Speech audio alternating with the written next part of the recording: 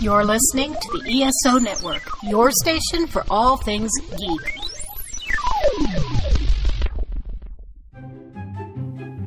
What is the Geekly Oddcast?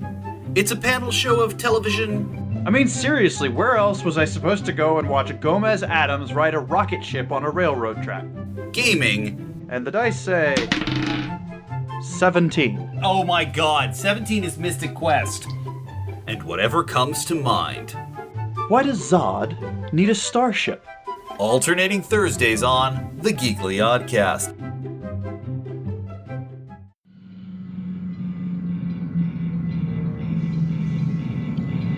Huntsville, this is Commander Keel. Firing has failed.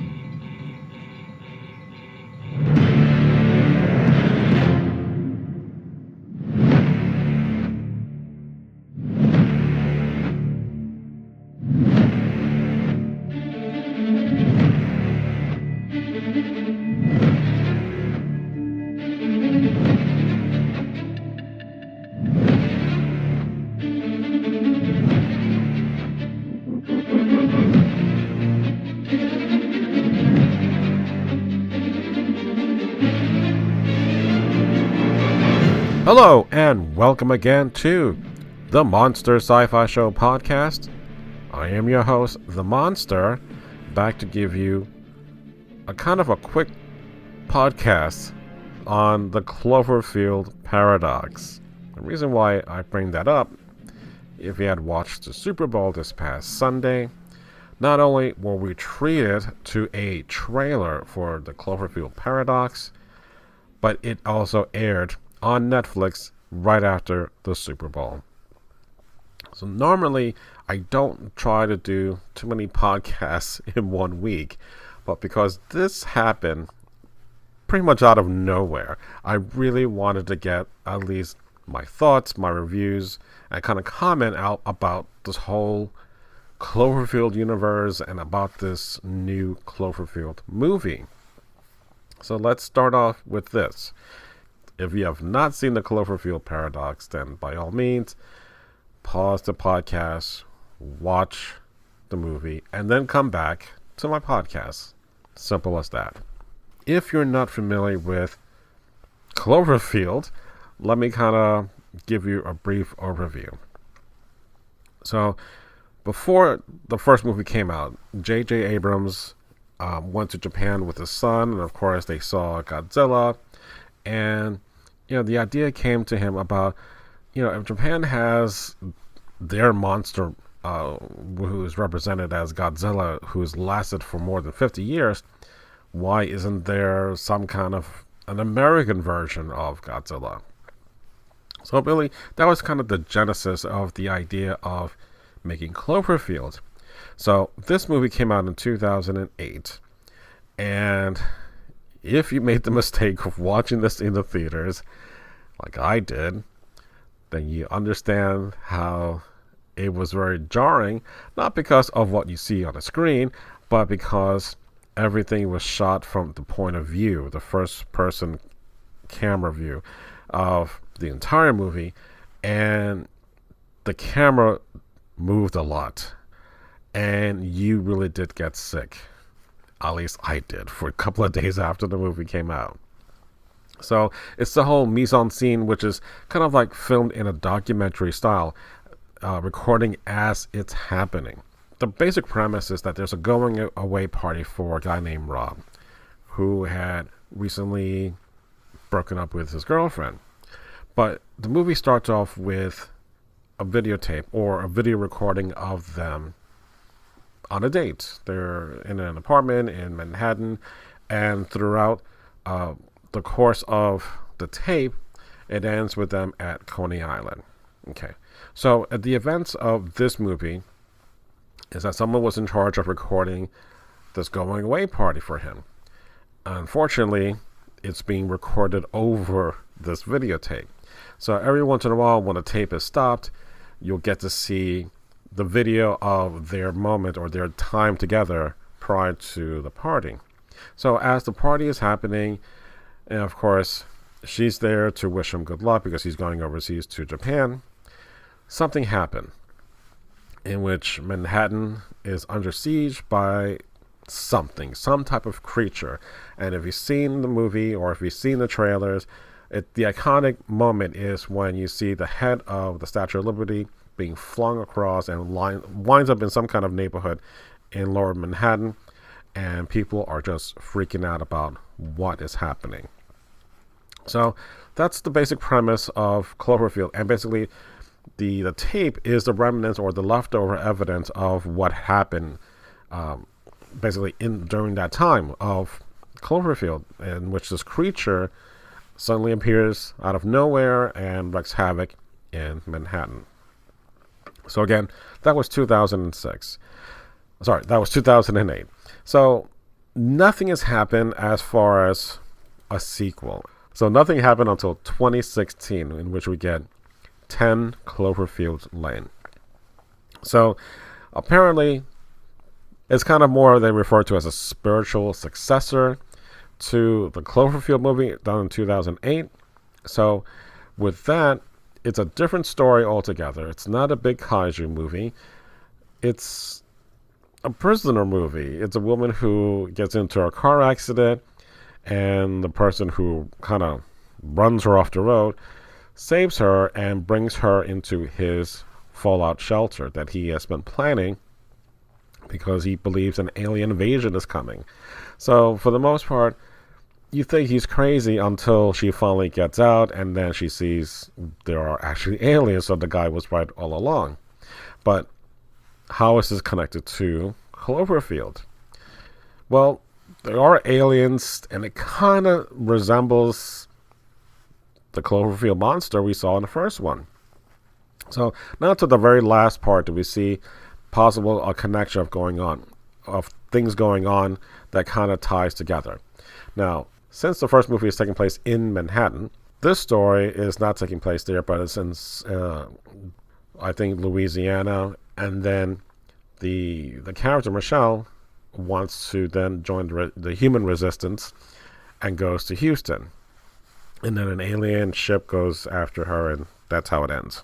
The past couple of weeks, because I always try to do enough research ahead of time, I heard about a movie called The God Particle.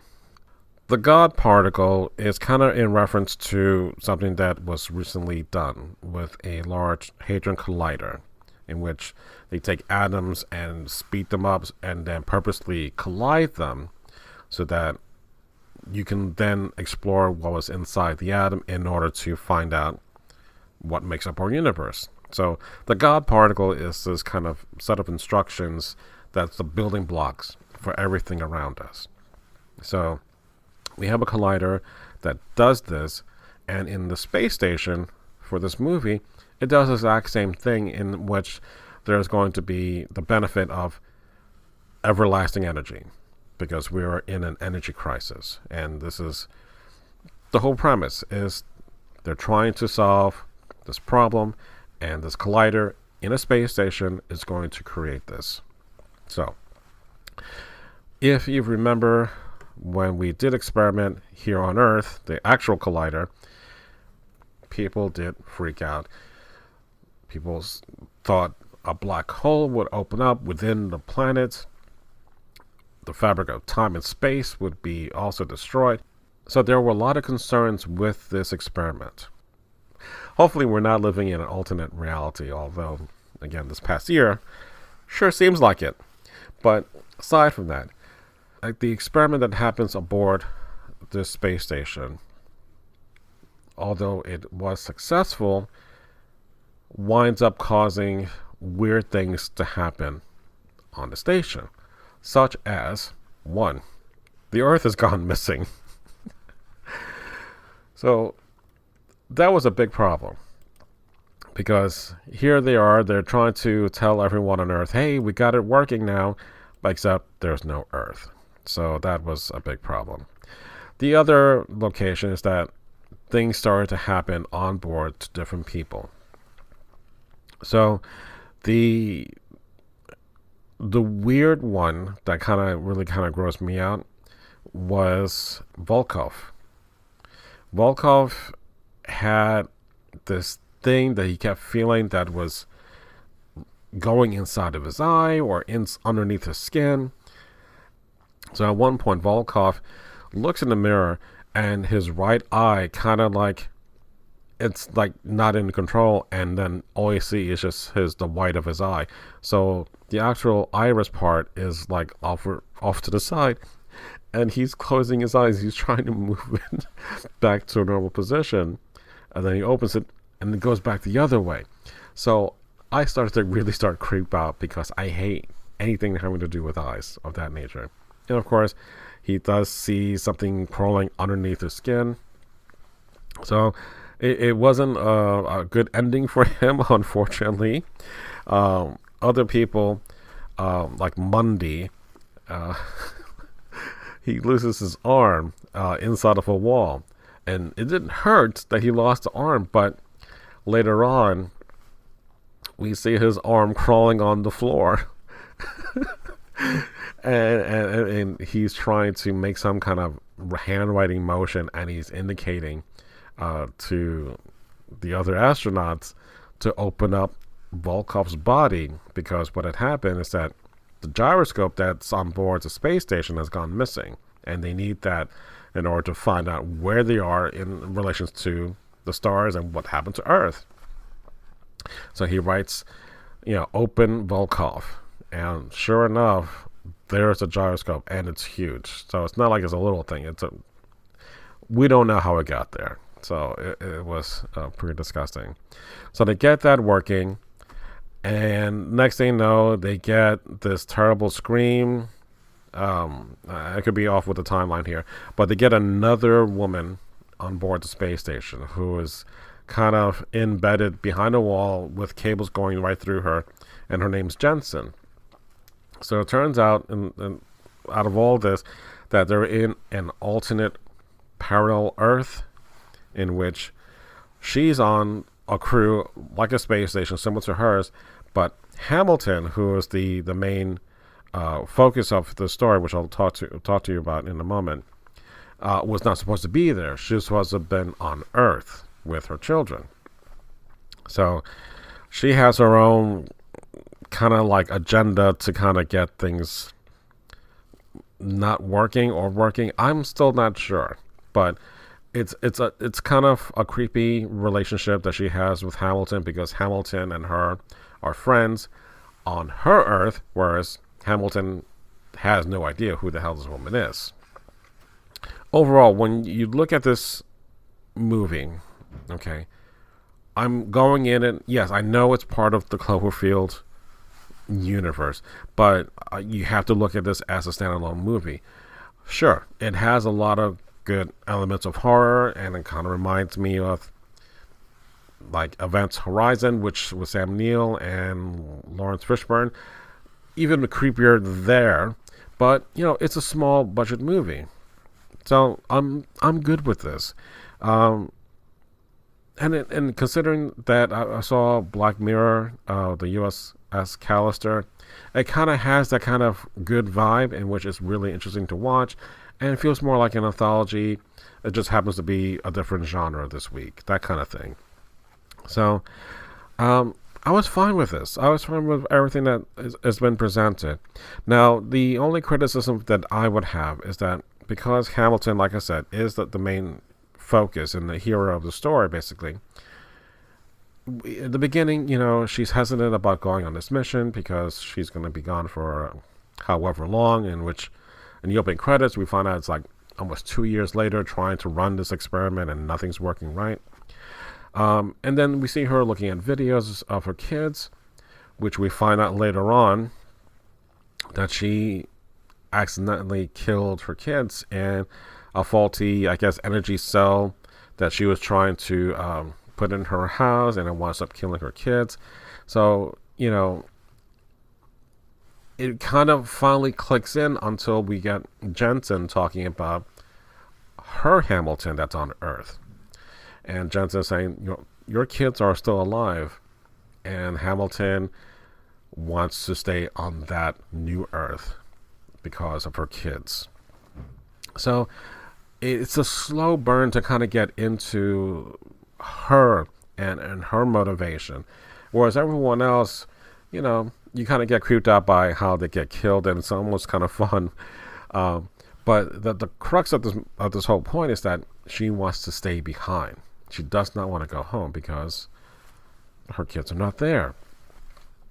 So, in the course of the movie, she does change her mind, and she sends a message to herself telling her to do the opposite of what she did with her kids, and to take apart that cell and, you know, protect her family. And then she gave her, I guess, schematics of the space station or their collider to generate that energy to help prevent whatever problems they're dealing with, which is an ongoing war between Germany and Russia and so forth.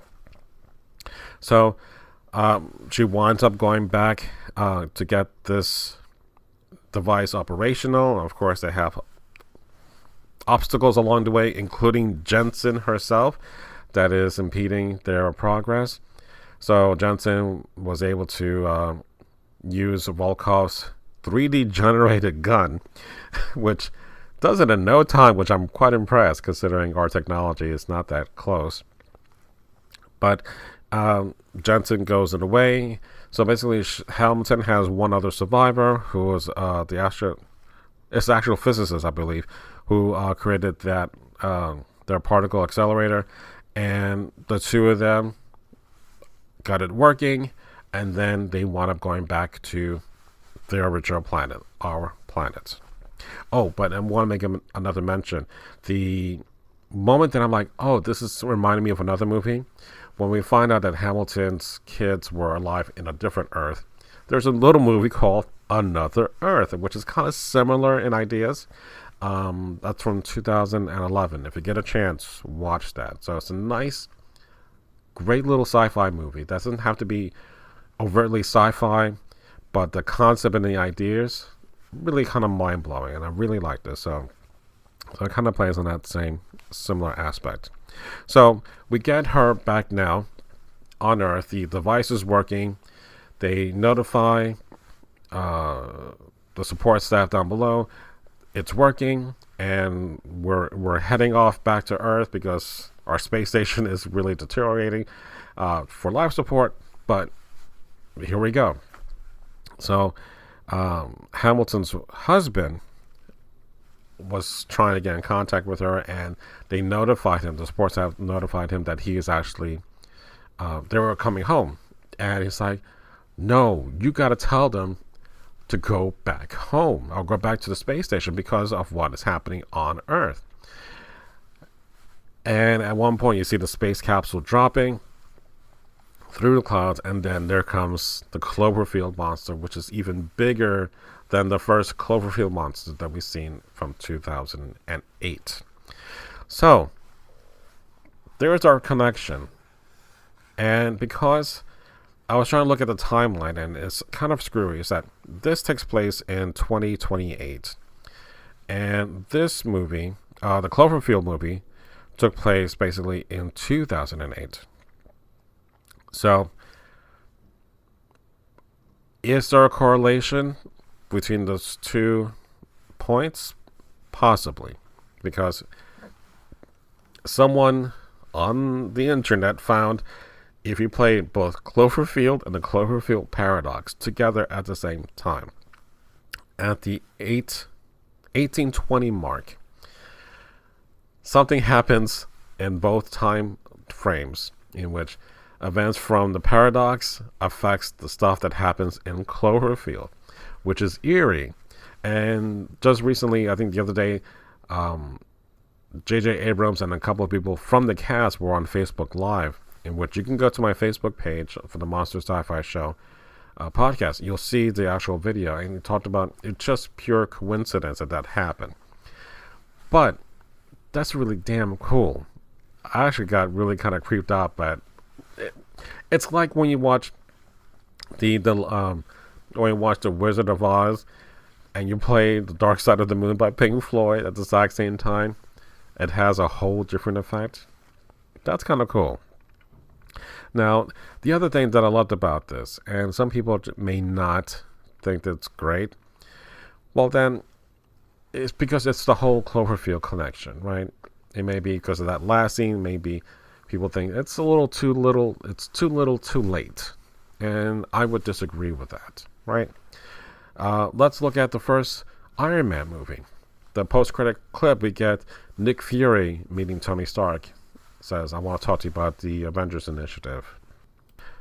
Or we have Bruce Willis appearing in the last moments in a movie called Split, in which they're joining that force or that universe for Split and Unbreakable to come into a third movie called Glass. Kong Skull Island, a post-credit scene when you have the two main characters being detained and being talked to about these cave paintings, which is of Godzilla and Rodan and Mothra and King Ghidorah.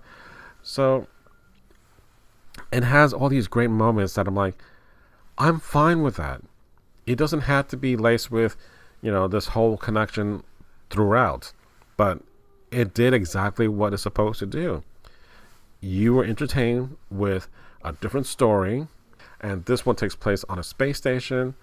10 Cloverfield Lane takes place on Earth, but a different location, and it's dealing with people in a cellar. Whereas the first Cloverfield movie, it's a kaiju movie, basically wreaking havoc on Manhattan. So the idea that this can still continue, and it will continue, and I'll talk about that in a moment, but that you can play with the different genres and still connect them here and there, and that's fine, and that's great. I was actually excited that this even happened the way it did. And then we get that moment at the end where you see that big kaiju Cloverfield creature come up. I could not be more happier than that. As I mentioned, what's going to happen now?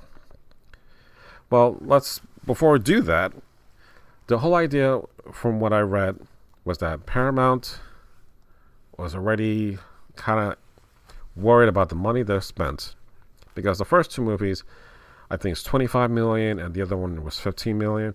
So they're trying to keep it low budget, but yet it will give you high returns. Now, in this day and age where movies are over $100 million easily, Paramount was concerned with a budget that was getting inflated to about $50 million. So now if you imagine that plus the amount of money you had to use for marketing, that's going to be double your production. So they made a deal, or at least Netflix wanted to jump in and said, well, we'll take it and we'll release it on Netflix. And since Netflix is pushing a lot of original product, this is perfect for them to do that. So the amount of buzz and excitement that they generated by showing the trailer, or actually two trailers, during the Super Bowl, and then actually releasing this movie out of nowhere, did gangbusters. So having said that, there will be, hopefully, which the movie does exist, for Cloverfield 4, in which it's called Overlord. And that's going to take place in the past for World War II. So one of the things that, again, I've been reading up on Cloverfield Paradox, is that there is, I believe, a connection to 10 Cloverfield Lane, in which there's a person, an author, whose brother is the guy who owns the bunker in 10 Cloverfield Lane.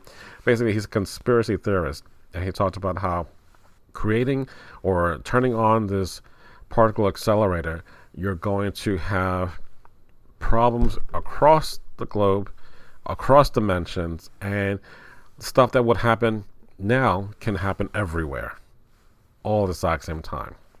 So hence why, if you look at that whole timeline thing, it's kind of cool that if that's what's happening on a space station affects stuff in the past, now I'm getting really excited about what will happen with that in the World War II setting. So I'm kind of eager to see how that will all turn out. Now, having said all that, you would think, hey, we'll just keep it on Netflix. No, now Paramount wants to keep it for themselves and release it, or at least that movie, into the theaters. And that one is looking sometime in October of 2018. So we shall see how that all turns out. And if that is not enough, we have possibly Cloverfield 5. And this one is with Daisy Ridley and is referred to as Colma. So I don't know too much about Colma except that Daisy Ridley is going to be in it. And we'll see whatever comes of it. But man, I'm really excited about not so much, we're getting, this big monster showdown, but I'm really excited about the storytelling aspect. Because, like I said, you're able to tell different kinds of stories and still make them connectable, which is a big plus, because if you think about like what Marvel has done with Disney's help, that whole shared universe, it's fantastic. And other franchises that didn't learn, like The Mummy, just kind of crash and burn before they even get started. And I think even Insidious also is a shared universe, and that also has done gangbusters because they've done it right. So the Cloverfield universe is on its way to join the ranks of things done right, and I really can't be more happier than that. Other than that, I just cannot wait to see what your reactions are, because again, this came out on Sunday and I'm recording this on a Thursday. So I really had a short turnaround to kind of gather my thoughts, do some research, and produce this in a short amount of time, and still do another podcast in a couple of days. So again, I would love to hear your thoughts about this. So how can you share them with me? Easy. You can always email me at monsterscifishow@gmail.com. You can follow me on the various social networks. Thank you for listening to me and to the Monster Sci-Fi Show podcast. It's sci-fi from a certain point of view. Good night.